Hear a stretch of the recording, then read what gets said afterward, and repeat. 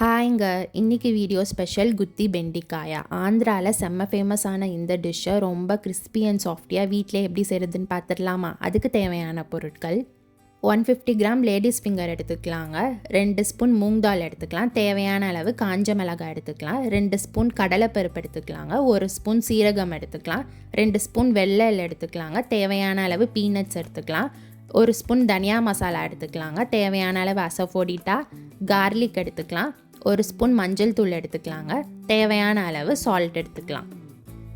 Pan எடுத்துக்கலாங்க. பேனை மிதமான சூட்டில் ஹீட் பண்ணிக்கலாம். கொஞ்சம் ஹீட் ஆகவும் நம்ம எடுத்து வச்சுருக்க கடலைப்பருப்பு, மூங் தால், சீரகம், வெள்ளை எள்ளு, அதுக்கப்புறம் தேவையான அளவு அந்த ரெட் சில்லி சேர்த்து நல்லா ட்ரை ரோஸ்ட் பண்ணி எடுத்துக்கலாங்க.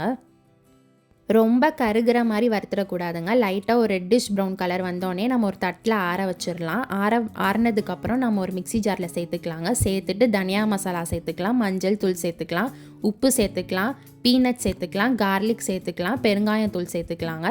சேர்த்துட்டு நல்லா ஒரு கொரன்னு ஒரு பதத்துக்கு அரைச்சி எடுத்துக்கலாங்க பவுட்ராக. வெண்டைக்காவை வாஷ் பண்ணிக்கலாங்க. அதோட ஹெட் பார்ட்டும் டெயில் பார்ட்டும் கட் பண்ணிக்கலாம். கட் பண்ணிவிட்டு ஒரு நைஃபை வச்சு அதை வந்து 2ஆக டிவைட் பண்ணிக்கலாங்க. ஸ்ப்ளிட் பண்ணிடக்கூடாது. உள்ளே ஸ்டஃப் பண்ணுற அளவுக்கு டிவிஷன் மேக் பண்ணால் போதுங்க.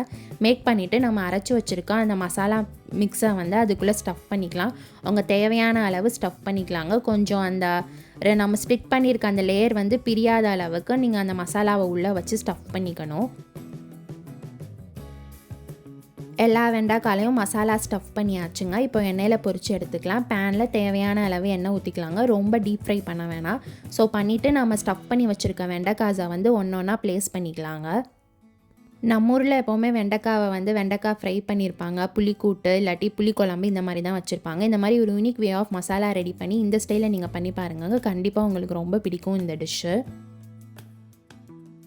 இந்த ரெசிப்பியில் நான் வந்து பாசிப்பருப்பு சேர்த்துருக்கேங்க. உங்களுக்கு பாசிப்பருப்பு விருப்பம் இல்லாட்டி உளுந்தம்பருப்பு கூட சேர்த்துக்கலாம். அதே மாதிரி தனியா மசாலா பவுடராக சேர்க்காமல் நீங்கள் ரா தனியா வாங்கி அதையும் வறுத்து ட்ரை ரோஸ்ட் பண்ணிவிட்டு அதையும் பவுடர் ஆக்கி நீங்கள் சேர்த்துக்கலாங்க. நம்ம எவ்வளோ தூரம் இதில் வந்து காரம் அதிகமாக சேர்க்குறோமோ அவ்வளோ தூரம் இந்த ரெசிபி வந்து ரொம்ப சூப்பராக இருக்குங்க.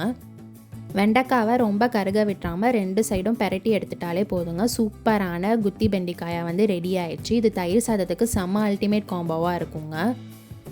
இந்த ரெசிபி உங்களுக்கு பிடிச்சிருந்துச்சுன்னா சோறு ரெடியா யூடியூப் சேனலை லைக், ஷேர், சப்ஸ்கிரைப் பண்ணி பெல் பட்டனை கிளிக் பண்ணிக்கோங்க. தேங்க்ஸ் ஃபார் வாட்சிங்.